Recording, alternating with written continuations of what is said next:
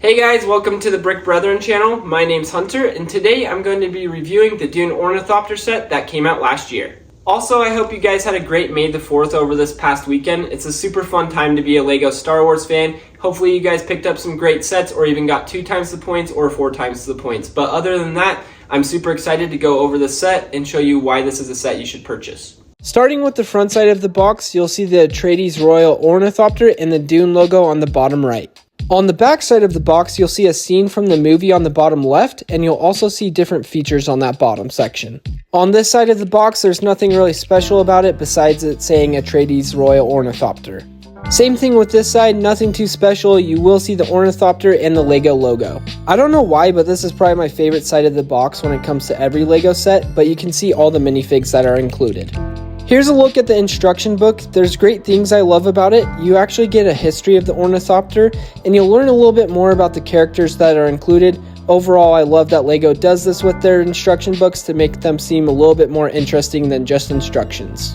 Now's the fun part, looking at the Ornithopter.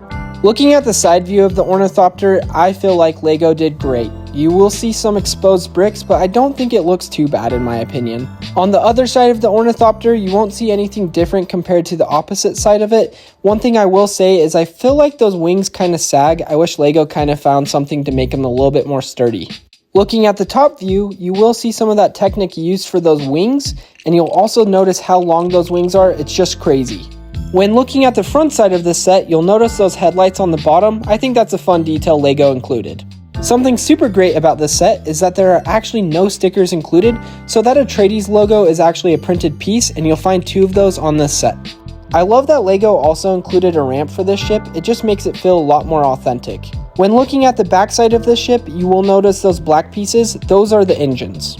Now let's talk about the awesome functions of this set. This knob right here is what controls the functions of the landing gear. So if you want to hide it while flying that ship, you can do that. And if you want to land it, you can also twist it to have that landing gear go out. When looking at the top side of the ship, you will notice a spring-loaded piece. This is what controls the wings and has them pop out. If you want to create an awesome scene of the Ornithopter diving, you can also use that same piece to pull those wings in. When pushing this back button on the tail side of the Ornithopter, you can actually make the wings flap. This looks so awesome, and I think LEGO nailed it. LEGO also included the function where you can open both sides of the cockpit. This gives you a little bit more of a better view inside to see what's going on. There's nothing too crazy. You will see there are 2 seats, and you'll also see the controls in the front. I found that it was easier to take those seats out in order to put the minifigs in, just because it's such a tight space. After getting the minifigs situated, you can pop them back in pretty easily and get them ready for their awesome flight. I'm not gonna lie, once I was done building this set, I could not stop playing with it. All these fun features are just so crazy cool, and I think LEGO should definitely look into doing this with more of their sets and themes. Now looking at our minifigs, we've got Paul Atreides right here. He comes with a little knife, and it looks as if he's dressed in his training clothes, which looks great in my opinion. And he also does come with a second printed face if you want to change his look. Now looking at Leto Atreides, or Paul Atreides' dad, he's dressed in his desert suit, which I love. I wish they did that with Paul. And he also does come with a second printed face to change his look. I feel like LEGO nailed this, and I love everything about it. Here we've got Lady Jessica. This is Paul's mom. I love the printing on her face. I've never seen anything like this before on any LEGO minifig. I also love that LEGO included a hairpiece for her. She does come with a second face so you can change it out, but I will say LEGO did not do great with the printing on the backside. It looks kind of plain. Here we've got Duncan Idaho. He comes in one of his outfits he wears in the movie. I think it's smart that LEGO didn't just do desert outfits, just switches things up. He does come with a knife and sword and also a second printed face. Looking at Gurney, you will see he's in his desert outfit, which looks awesome, but what I think makes it look even better is that molded piece. It just makes him look even more buff. He also comes with a second printed face, which looks awesome if you want him to look as if he's battling. Looking at Chani, aka Paul Atreides' girlfriend, LEGO did a great job with her. She comes with a white sword, and she also has that scarf. I also love that LEGO made her eyes super blue. It looks awesome. LEGO also included a second printed face. I love this side because it can show her mask she wears when she's walking in the desert. Here we've got Liette Kynes, hopefully I pronounced that right. She looks awesome. I love her cape that LEGO included, and I also love those tools she has. I don't know specifically what they're called, but they look pretty awesome. She too does come with a second printed face, and it looks very similar to Chani just because this is what the desert people wear when they're roaming the desert. And finally, we've got the Baron Harkonnen. I was actually shocked to see LEGO attempted to make this character into minifig form. The reason why I say this is because LEGO doesn't really turn characters that are super tall from movies or TV shows into minifig form just because it's not super easy to attempt, and most minifigs are short and are the same size. With that being said, LEGO did a great job with using a different building technique in order to make this happen. Now let's go over the pros and cons of this set. The first pro I want to talk about is the design of this set, and there's two things that stood out to me. It was the size and the movie accuracy. Going over the size, I feel like LEGO did great with making this look as if it's minifig scale. I love that they didn't downsize this just because this is such an iconic set and iconic part of the movie that you can't downsize this. I also love that they made this look pretty accurate compared to what you saw on the big screen. And I honestly can't see anything that I'd point out and say, you know what, you guys missed out on that. I feel like overall the accuracy looks great. The second pro I want to talk about are the minifigs. I love that we got 8. LEGO definitely could have only stuck with doing 4 or 5, but I love that we got 8 minifigs. Just makes this set so much more valuable and special in my mind.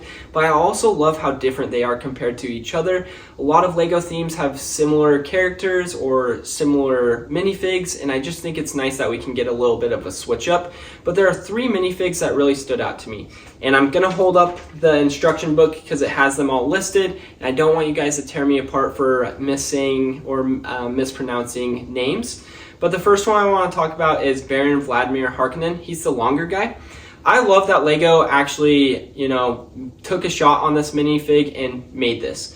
Now, most minifigs are all the same scale, but I love that we can actually get a bigger minifig and just make it a little bit different compared to normal minifigs we get. The second one I want to talk about is Gurney. I love Gurney. He is probably one of my favorite parts of the movie, so I might be a little bit biased, but I think they did a great job with him, and I also love that armor mold. Just makes him look so much more cooler. And then finally, I'd have to say Lady Jessica, or aka Paul Atreides' mom. I feel like they did such a great job on her face prints. It just looked awesome. Most LEGO minifigs don't really have many prints on it besides the eyes and the face, or I guess the smile. But with adding more to the face to make it look as if she had like a veil, it just looks so much better. And I also love, like I said, it's just all these minifigs are so special and unique. And I feel like they're very exclusive because most minifigs aren't, this well designed or have a lot of detail like these ones do. The third pro I want to talk about this set are the features. I love that the wings can expand and close. I also love that they can flap as if it's actually flying. And I love that landing gear. It looks so great, and I just love how you can hide it too when it's flying. It just looks great, and you can't go wrong with a functioning cockpit where you can lift up both sides so you can fit both minifigs in. And finally, the fourth pro I want to talk about is the price to piece ratio. Now this goes for $165 retail, and you have 1,369 pieces, but people may complain and say this isn't matching up. But I feel like it is. You're getting 8 minifigs, you're getting a set full of features, and it honestly looks super accurate. The size is great. What more can you ask for? So $165, in my opinion, is a great retail price, and you're getting a lot out of it. Now going over the cons, I want to start off with the first one. I'm going to have to say the coloring. Now you'll look closely and you'll notice some of the connecting points, which are the Technic pieces, aren't black and gray.